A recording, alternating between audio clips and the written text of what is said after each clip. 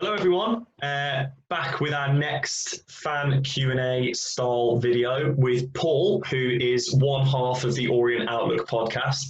Tried to get both, but unfortunately schedules haven't been able to do so between the three of us. But Paul, thanks for joining us. Pleasure. Thanks for having us on. Yeah, sorry you just get lumbered with me. My dulcet tone, but Steve couldn't make it tonight, unfortunately. That's all right. I believe after listening to the intro of your podcast that you are known as the bearded legend. Yeah. It's just something that we first started doing it, and Steve's kind of stuck with that now, and it's kind of become not a massive thing, but it's a part of a bit of shtick or something as part of the introduction that he does. But there are far more greater beards in the Orient fandom than mine. This is just stubble by comparison. Well, we've got Stuart Sinclair, who's got the massive ginger beard that when we played, definitely, if you hadn't noticed in the last two games. One to look out for. Very much so. Right, so we'll kick straight in. There's a lot to talk about from sort of last season, I feel, with yourselves. Obviously, we can't really start without going into what happened last summer and everything that the club had been through in a very short space of time between promotion to the tragic passing of Justin Edinburgh.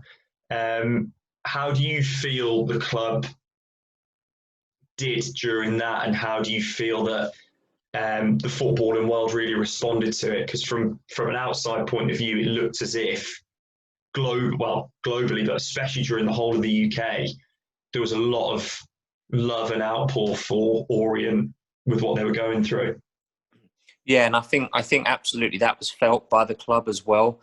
You never know how highly you're regarded, or how much you're respected, or how much you're loved until you're actually gone, when it's too late. And we were still in the euphoric moment of a promotion celebration. So then, for your title-winning manager had passed away suddenly and unexpectedly, was a real. There's only one word for it, really: tragedy. And the Edinburgh family as well handled it so amazingly well. For anyone who's lost somebody close at period, and let alone someone so young, who's just about to turn 50, it's no age at all.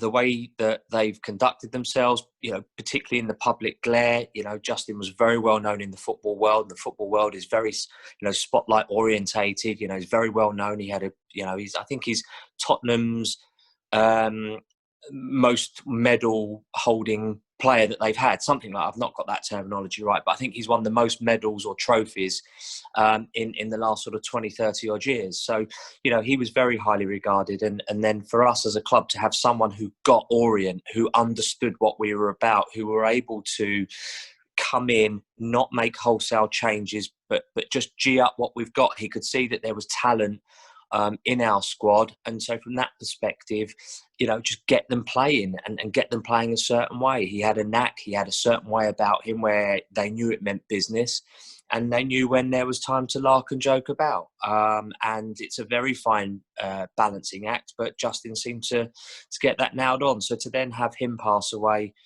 so suddenly was really tragic. And obviously, not knowing Justin as fans, as well as the players and the staff and people that he worked with, it's really difficult to understand from their perspective how much of an impact him passing on would actually have.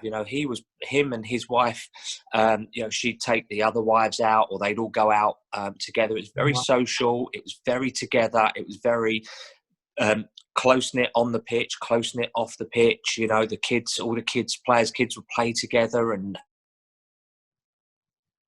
they'd hang out. Really something that a lot of managers struggle to get that harmony in the dressing room and at the club from the playing staff. So he did that, and he galvanised our club and took us from, we just got relegated out of the league and into the National League, and we were floundering near the bottom, 18th or 20th or something like that. And it was disastrous for us. And he's come along and lifted us up up the table, and then got us promoted the following season. So, you know, what he's done is nothing short of a miracle, with very few changes that he made. You know, he didn't make wholesale, right, get rid of 10 players and bring in 10 new ones he wanted. He, by and large, kept the same squad. So then for the transition period for that was with Ross. Ross took the reins for a period of time. And then Ross always saw himself as a number 2, he said. But he wanted to help steady the ship while, you know, people were grieving. I guess you ask yourself the question, had you have brought someone from the outside in at that time to take the club forward, would that have worked? The answer to that is probably not. Yeah, I think it needed that that sort of family. It's something that I believe in an interview, Ross Embleton did say that one of the biggest things that he took away from Justin was that family, not just football family, but your own personal family, which hearing that, you know, he encouraged all the players' kids to play together and the wives to go out. It's not a surprise that they tried to keep the same staff in to steer through it, rather than someone outside that might not have got the club or got that feel. Yeah, and might not have had that character to fit in, and might have wanted to stamp their own authority, get rid of players, bring new ones in, and it wouldn't have worked. They'd have been on a hiding to nothing. So the natural thing would be for someone to take over. You know, you look at Bournemouth with Eddie Howe, slight tangent, but Eddie Howe's gone, but his number 2 has now taken over. He knows the club, he gets it. He knows that they're a small club, punching well above their weight, and he's promoted from within to his assistant manager and so on and so forth. So it's kind of like when you're in a bad situation, it's kind of like the galvanisation from within is often the strongest, rather than bringing in someone new in to pull the club forwards. It doesn't necessarily always work. So that's where we were at until we got to a certain point where Ross felt that it would be better if a new permanent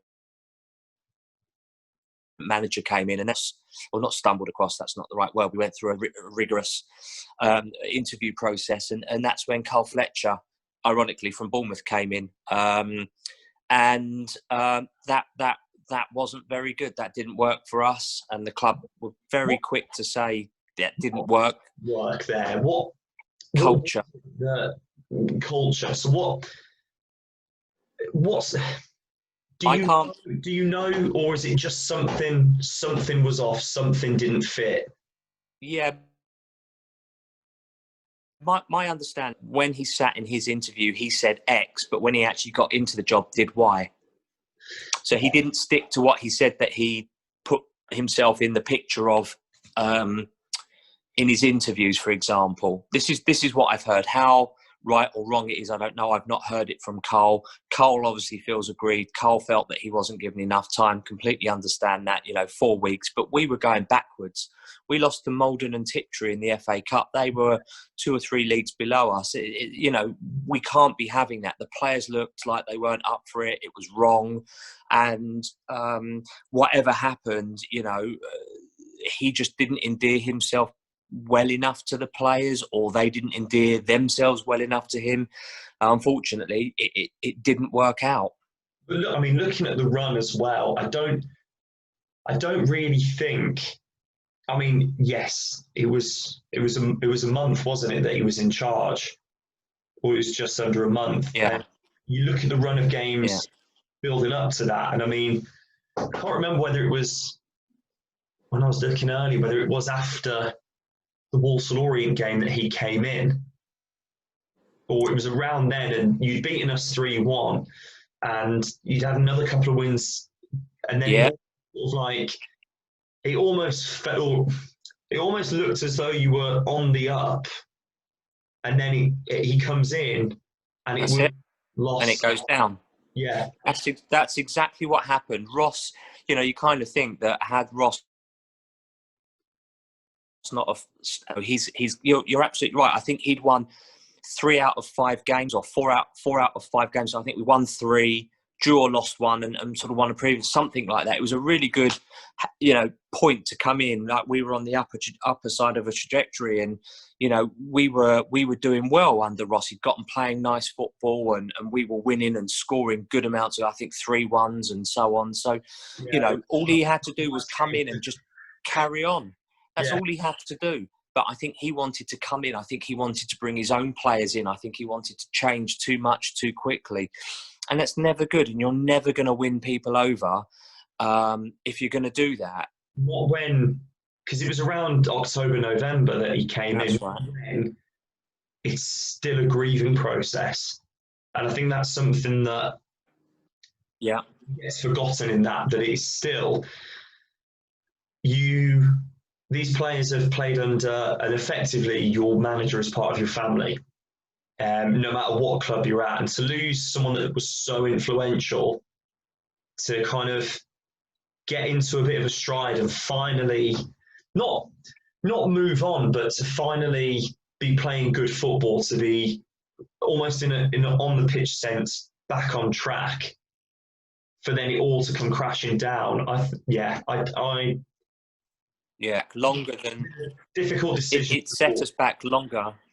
Yeah. Than the month that he was in charge, because then we had to regroup and go again when he was relieved of his duties and Ross took over again. We then had to deal and undo all the damage that he'd effectively done to the morale of the players, to the style of football. We had to relearn things. To his credit, there was one of the games that we played. In the first half, we played absolutely the best football I think I've ever seen us play.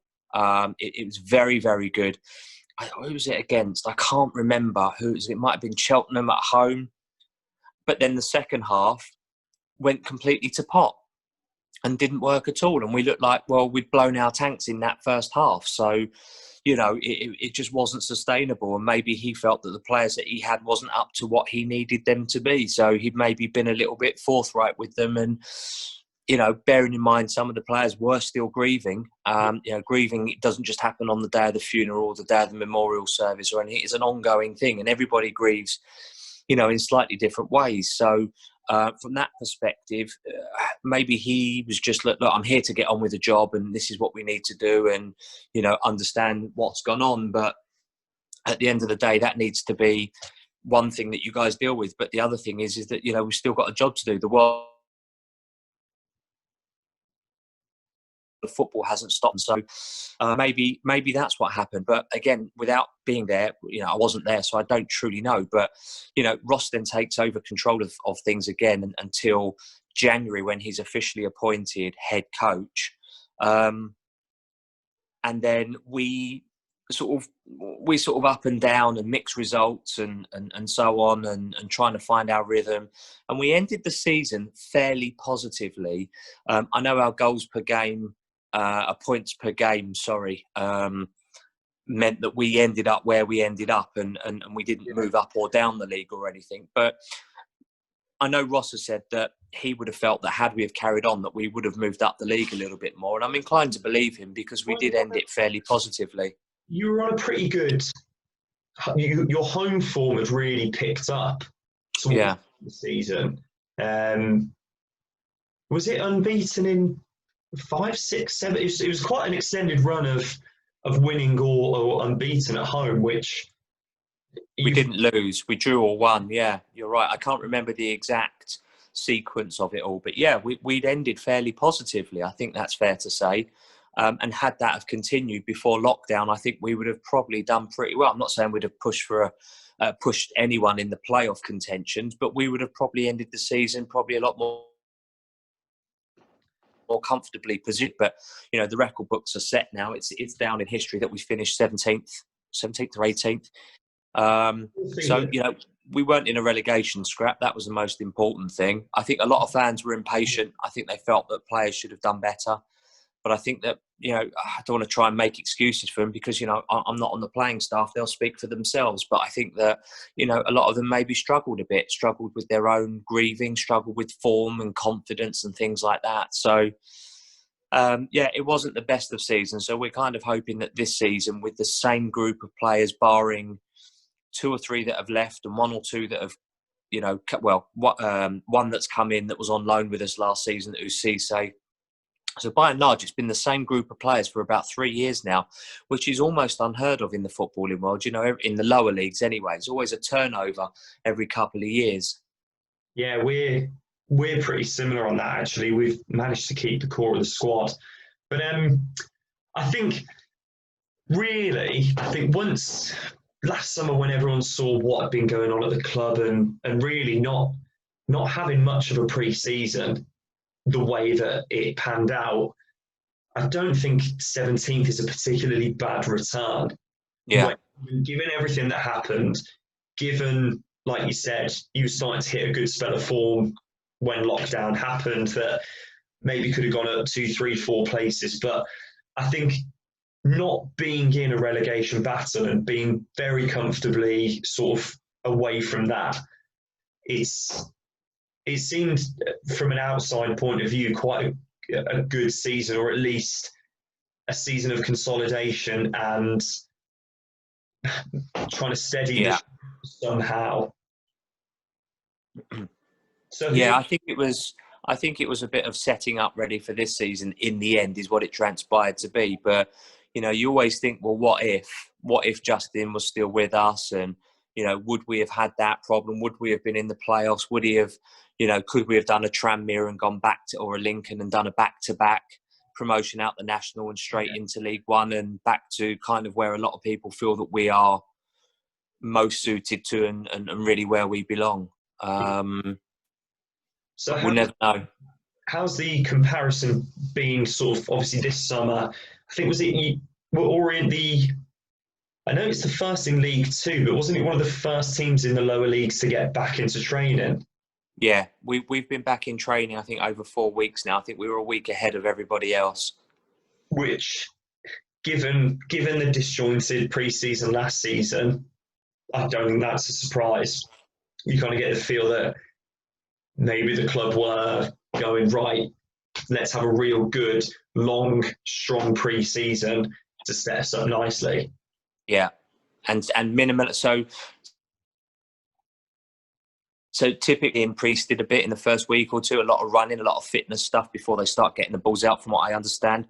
And I think this season, a couple of the players have said in interviews the fact that that's not happened. They've been able to plan it out a bit more because it's not such a concise period now, because they've been off effectively since March. So barring the fitness stuff that they've done, they've effectively had, what did we come back in July? So they've had literally 4 months off with only keeping fit to do. So there wasn't the need to do that. They haven't gone away for 5 weeks and just sat on a beach, for instance. So, from that point of view, it's been managed, and hopefully with, we've got a couple of players who do pick up injuries that keep them out for sustained periods of time. So I'm hoping that they're in that process, that they've been able to manage these players to get them physically stronger and better and fitter, so that then we're not without players. Joby McAnuff has come back and, played in the last game against Cambridge that we won 2-1, looked a different class. We've had Josh Coulson out for a while. We've had James Dayton out for a while. Joby was out for pretty much all the last season, bar that game. So, there's a few sort of key players that we've had. Senango also picked up fairly sustained injuries. So I'm hoping now that we're all fit, all strong. Having had a slightly longer pre-season, it means that they're able to be fitter and stronger and, avoid these injuries. But until they're in the cut and thrust of the season and it's December and you go into Barrow away, probably knowing our luck, Barrow away one Tuesday night, and then the next Tuesday night we're going up to Carlisle away. That would be typical for us. So, and until they're doing that in a cold November or December, rainy, wet, damp night, you're just not going to know. It's but you'd like work has been put into avoid. It's certainly a good thing if you have got players that have had injuries, knocks, to sort of give them the time to recover, and they've also had the time to build up their own fitness without the rush of playing match, which you would hope, especially with the amount of midweek fixtures, that they can hopefully have got over any sort of tiredness or jaded. Yeah. how's your summer transfer market and kind of clearance and incomings been? I mean, you touched on before that it's been a very settled squad and that there's only been one player come in. Is that you done? Is there more to do? Talk a bit about the sort of transfers for the summer. Yeah, so, as you say, we've got a pretty sizable squad at the moment, and that's by and large due to the fact that we have players on extended contracts that have been with us 2 years, that signed a year extension last year. So there's probably going to be quite a few, unless new contracts are signed during this season, there's going to be quite a few, or quite a sizable turnover next year, I'd imagine. We've had a chap on loan called Ous Cisse, defensive midfielder, and he joined us on loan from Gillingham in January in the January transfer window. He was sought after by quite a few clubs, but he came back to us and signed with us permanently. So that's a signing. We let a young keeper go, Arthur Janata. We let James Alabi go, and we let Dale Gorman go. He went on loan in January to Newport County. So we let 3 go, and we've only brought 1 new one in. In January, we brought Lawrence Vigouroux in and Danny Johnson in, so a goalkeeper and a striker. The players that were leaving already, if you'd had a keeper and a striker, you'd kind of already prepped for those players leaving in the summer. Yeah, so basically it's to get them in as soon as possible, get them settled into the squad as soon as possible, and sort of be able to sort of hit the ground running, so you don't have this sort of cold standing start. We understand Ross might be eyeing up another striker and a defender that can play centre-back or right-back. We've been lacking in cover in a right-back position. Jamie Toure injury last season as well, unfortunately. So we had a chap on loan called George Marsh from Tottenham, who played for Spurs in their under-23 pre-season game with us last night for the JE3 Foundation. Oh, yeah, is that, well, obviously not at the moment, but isn't that kind of the idea that it'll be an annual fixture to try and raise a bit of money for the foundation? I believe so, yeah. And it's a shame that the first one was done not behind closed doors, but obviously without a crowd, because obviously no one could be there. So yeah. I think there was over 4,000 people at one point watching it on the live stream, which was free on YouTube. Good. So it got the attention and a bit of awareness. I'm sure there were some Spurs fans that were watching and like to watch their youth team play, particularly when the first team aren't playing. But yeah, so George Marsh played centre mid and then right back last night or Wednesday night, I beg your pardon. So he did really well at right back as well, midfielder that had been sort of moved to right back. So we had a sort of bit of a square peg in a round hole there, so to speak. So I believe that's something that Ross is going to look to add to the steel of the back line there and make sure that we've got adequate cover this season. So 1 or 2, but it's not going to be much to the disappointment for a lot of our fans. There's not going to be wholesale ins and wholesale outs. Yeah. Well, I saw that you had a centre-back, Marvin Ekpiteta. Yeah. Thank you for the pronunciation. Leave to go to Blackpool. Yeah. Blackpool. Was that a surprise? How's that been met? Because I believe, looking at your retained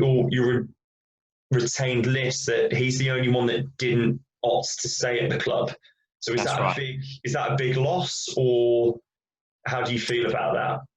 We picked Marvin up from a local Essex side called Historic United about 2.5 years ago. He was on the radar of our chief scout, Steve Foster, for many years, actually. And we took a bit of a punt on him. And it turned out that he was phenomenal for us during our National League time. And he was part of the promote. A fundamental part. He's very athletic. He's very good. He's, just when you think you've gone past him, he sticks his long, lanky leg out and he'll just nick the ball back off you. And, he's just one of those annoying defenders that you just want in your team.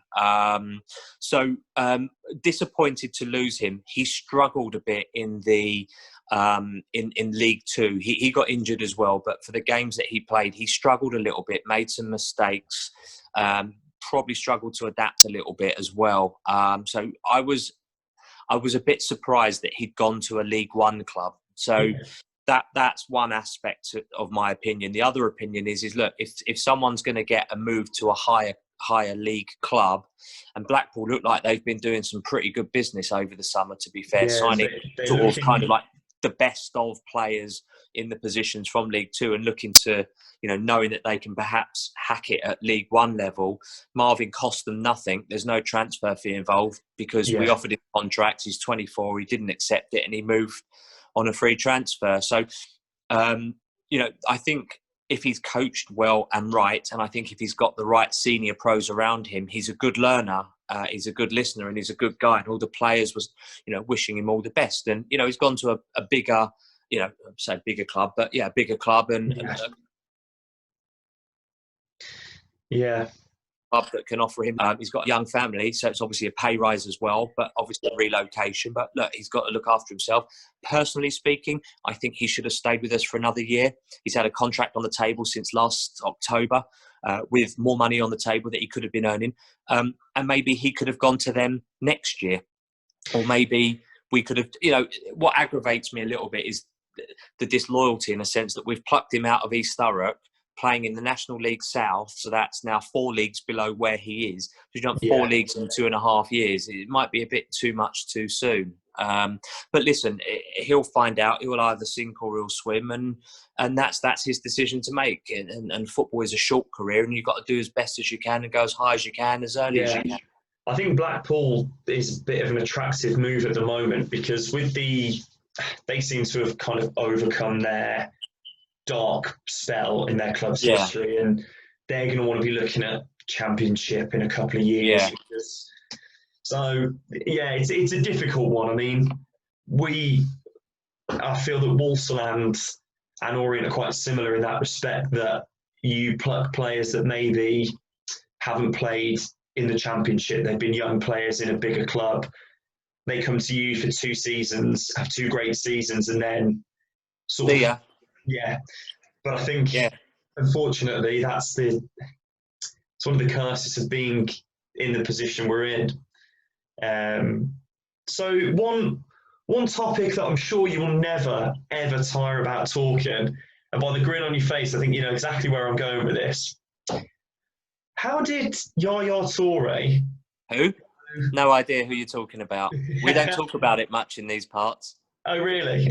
No, it's not really discussed. We don't like to show off about these sorts of things, to be honest. Bit random, isn't it? Bit of a random one that,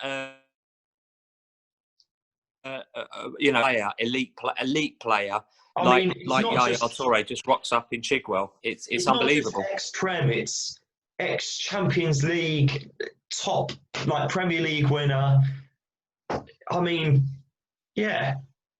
Is he signing? Because I don't want to be at that game if he's playing. Can you imagine? So I mentioned a guy called Usise that we'd signed, that joined us on loan in January, but we've now signed permanently. His story is that he was coming out of one of the rooms at the training ground, and Yaya Toure standing there, and he kind of sort of did a triple take on him. It's like, why is Yaya Toure standing? Is that Yaya Toure? Is that a lookalike? Is he Yaya? And they speak French. I think he spoke to him a little bit in French. The way it came about was Yaya's representatives got in touch with the club and said to get himself fit for the season. Can you accommodate? Obviously, our season was over with. I don't know why his representatives got in touch with us, particularly. But the Championship was still being played and the Premier League was still being played. So obviously, he wasn't necessarily going to go and join a club that was still in the throes of a season still. Although David Beckham joined Arsenal many years ago in the winter break, so there was no reason why he couldn't. But, it's a complete left field, if it's going to happen, it's random, it's going to happen. It's probably going to happen at Leyton Orient. He came along and apparently was amazing with everybody. Very respectful, very humble, not big time at all.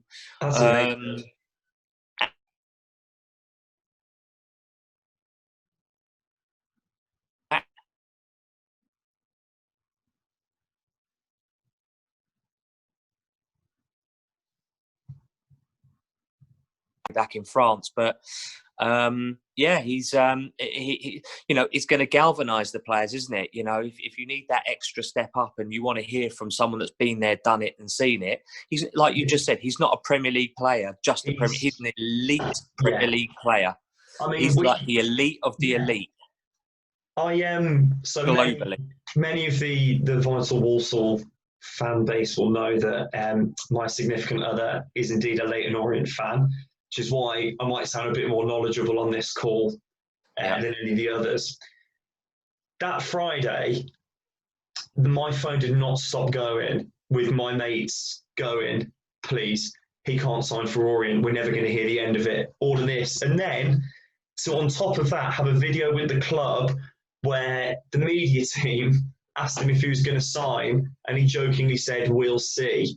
Put a fear inside of me. Because... Never say never.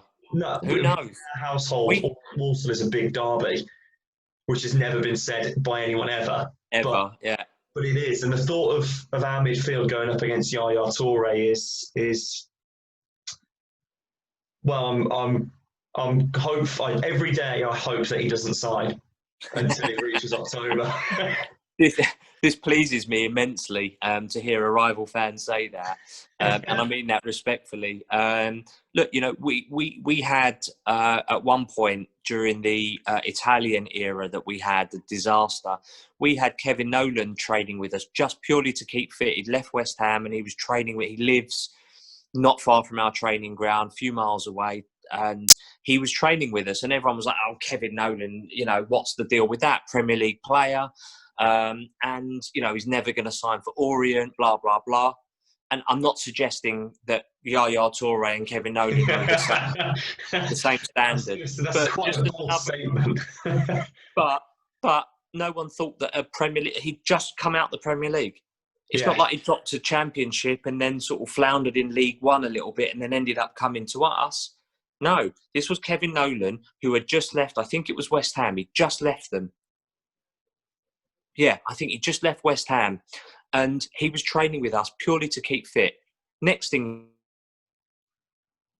you know, he's a player manager.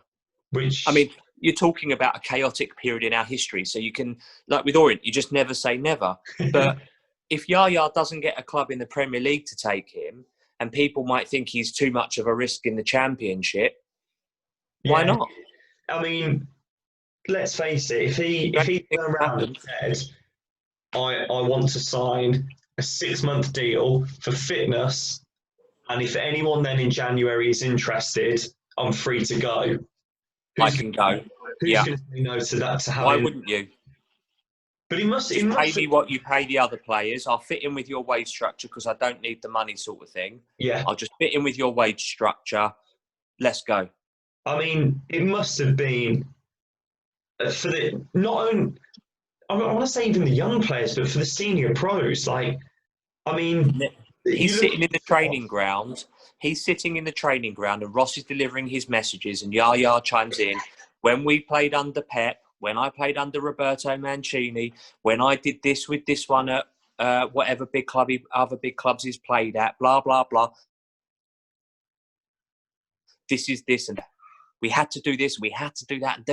And he's adding to the knowledge base within the team that we've got. And what more could you want? You can't pay for this. A young coaching team as well. I mean... Yeah. He's young, but they're very experienced. So Ross has been doing it for over 20 years now. He's been coaching longer than some coaches have been, like some established coaches have been coaching. So, but yeah, I mean, it's incredible. Watch this space. You never know.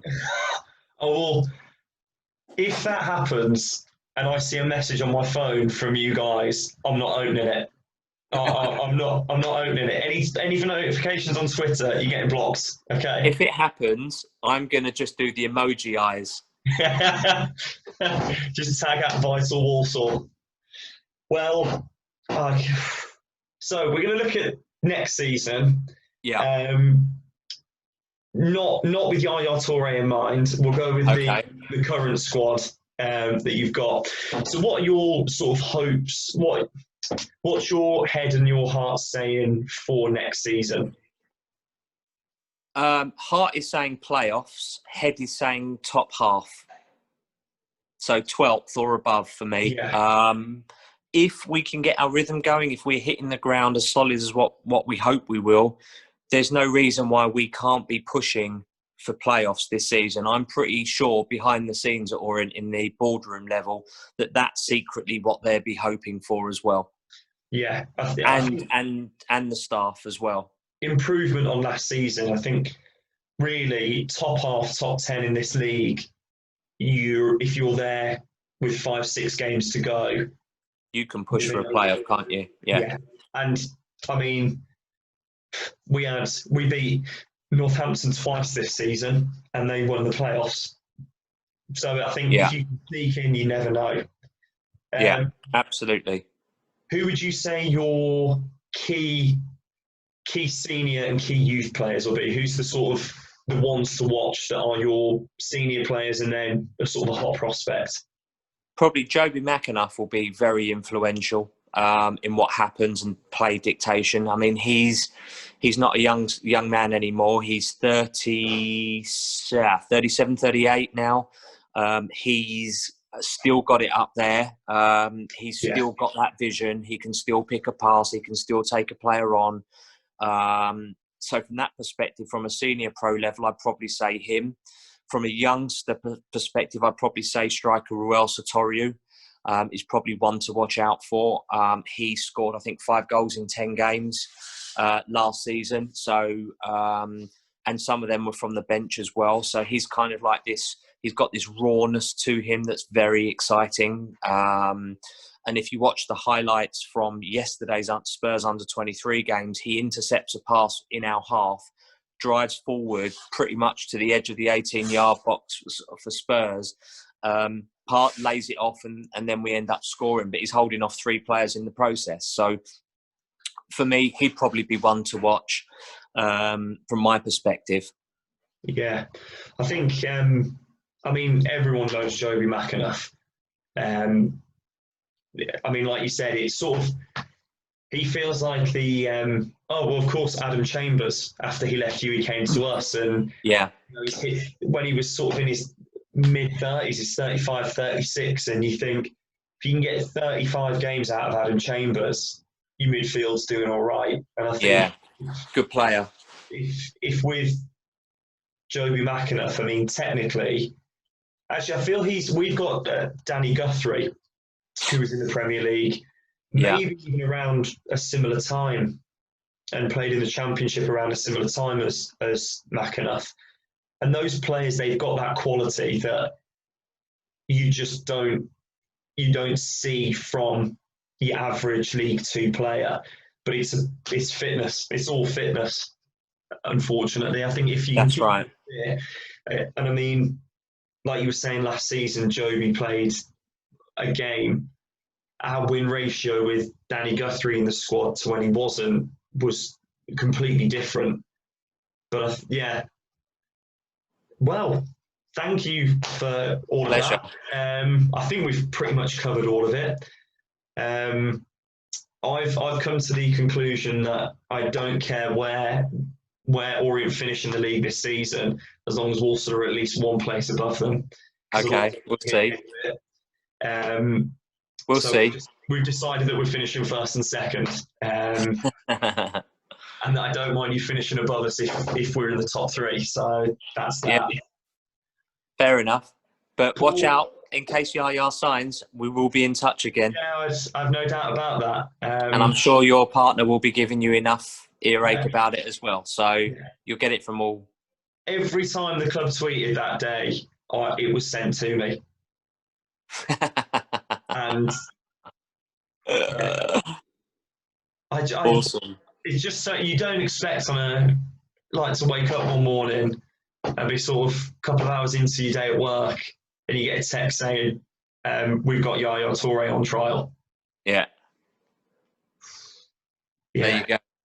Well, you never know. We might try and one up you with that. We'll see. All right. Well, Messi might be looking for a new club soon, so you never know. Yeah, you can have Yaya. We'll take Messi. Okay, deal. Yeah. Paul, thank you very much, and Thanks for having me for the season ahead.